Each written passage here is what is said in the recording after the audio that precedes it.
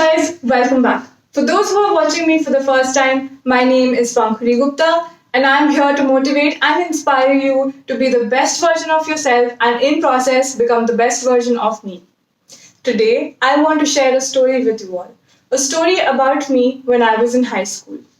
It started off when I was almost done with my sixth grade and we had our summer vacations going on. I was an extremely active kid and loved sports and dancing. So much so that I used to bunk classes to go and practice, participate in dance competitions at my school. So this summer, I was practicing a tough choreography which involved some stunts and I did not realize how hard it was until I actually started doing it. So I basically had to do a cartwheel and then a headstand or something like that, which I don't remember, but I was absolutely confident that I could do it, so I just went for it. Little did I know that I would end up falling hard on my back and injuring myself. So at that time, I thought it was a sprain, a muscle pull, and nothing serious. So I just rested for a few days till the pain went away. And I started feeling better and gradually got back to normal stuff like going out with my friends and playing in my society with my friends at that time. So once the school reopened, I started taking part in all the extracurricular activities as well. And since I was a good dancer, my teacher, I still remember him so vividly. He would always make me the leader of the dance group, and that would give me a total different kind of rush and high. And I always dreamt of becoming a choreographer when I was, back in the seventh grade. Anyway, so I was dancing and playing sports again. A few months later, almost towards the end of the seventh grade actually, my backache that I had felt earlier started to come back. I didn't tell my parents about it for the longest time because I did not want to go to the doctor. I was petrified of injections and I knew that they would stop me from dancing or doing sports and ask me to just stay at home and rest. So once the seventh grade came to an end and the pain sort of started getting worse, I finally told my parents about it. They took me to a physiotherapist where I was advised to go through an X-ray. And to all our surprise, what came out was that I had had a slip disc. At that time, I didn't even know what it actually meant until the doctor actually explained it with visuals and stuff. But my parents were so sad on hearing this because for them it was about their little daughter and especially at such a young age. So the first thing that the doctor told me actually, was that Pankhuri, you should not be dancing or doing any kind of sports for that matter, or do anything that puts pressure on your lower back. And he gave me a few back strengthening exercises and said that, now this should become a part of the rest of your life and your back will eventually become strong and there's nothing to worry. And then guess what I did? I started doing those exercises but didn't listen to the not dancing part at all. I had promised my parents that I'll be careful and I continued to work on those exercises, but I did not take precautions because I thought it will all be okay eventually. Over the next 2 years, my condition worsened. My pain started radiating down in my left leg and I reached a point where I could not stand for more than 3 to 4 minutes. Neither could I sit for more than 3 to 4 minutes.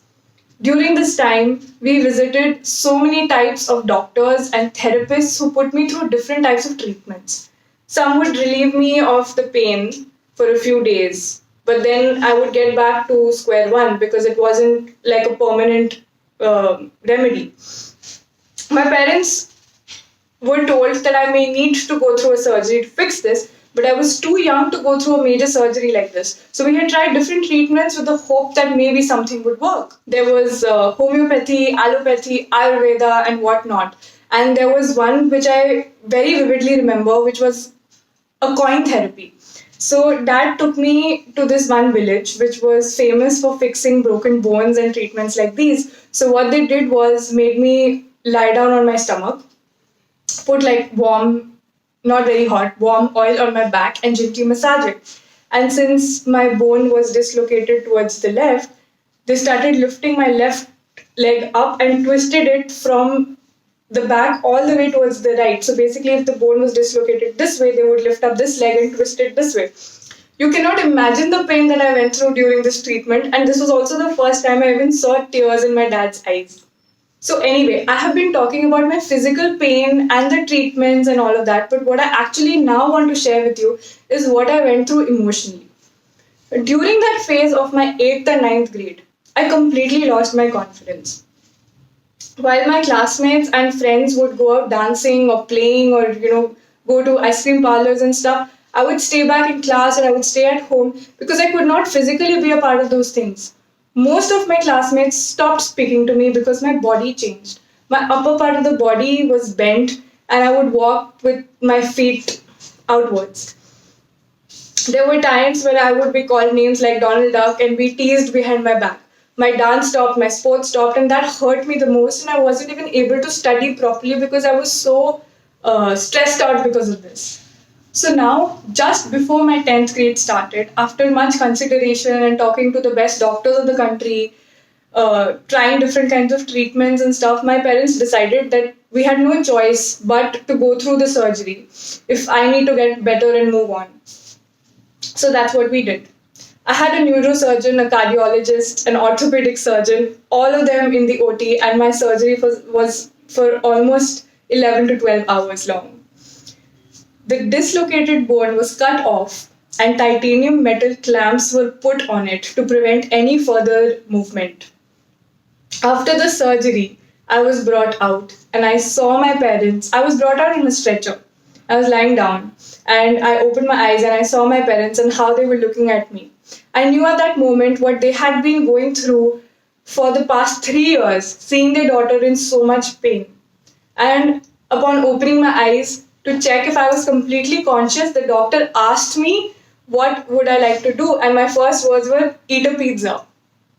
And everyone laughed, and my dad shouted with happiness that she is back and she is normal. After a few days of being at the hospital and recovering from the surgery, I was taken home but still had to be on bed rest for about 2 to 3 months. My 10th grade had already started, and now the challenge was how am I going to make up for all the studies because this was the year of our board exams. But that somehow got managed well because I scored a decent 85%, which is a big deal because I was always a mid to average student. Thanks to my mom for helping me get through with my studies and my super special friends who helped me during this time.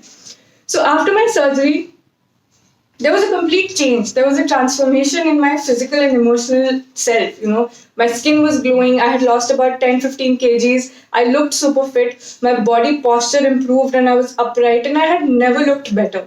So the minute I went back to school and my teachers and classmates saw my new avatar, I saw how they all responded and looked at me with so much surprise and admiration. I was, of course, happy to receive all the extra attention, but what I felt at that time was how they were responding to the physical Pankhuri and not the actual one who was still the same. I still thought the same way. I still felt the same things about studies and mathematics and physics and all of that and spoke in the same way as well. But the way people responded to me this time was like they were talking to an all-new Pankhuri. What I learned from this phase of my life was that people respond to you based on what they see. So be mindful at what you show them, how you communicate, and your body language at all phases of your life. Here, even though I was cranky and upset, instead of probably being in that zone all the time, had I continued being confident or push myself harder to be confident that things would eventually get better and tried to have a smile on my face, I am sure most people would have still responded to me positively. Secondly, when you see someone sad or lost, push yourself to be extra kind to that person. Being kind doesn't cost you anything, but trust me, it will mean the whole world to the person in front of you. And very important, if you have a doctor giving you advice on your health, please don't take it lightly and do not ignore it. Maybe, had I listened to him, I would not have had to go through the surgery at all. Love yourself no matter what. If you don't love yourself, it will show in your aura, in your vibe, in your presence, and in your body language. And trust me, that is how people will respond to you. So, yes, that was a short story about something I had experienced during my high school. I hope that you did end up taking at least one learning back from here. So, to everyone watching this, be strong, love yourself, and no matter what, remember, there is no problem without a solution.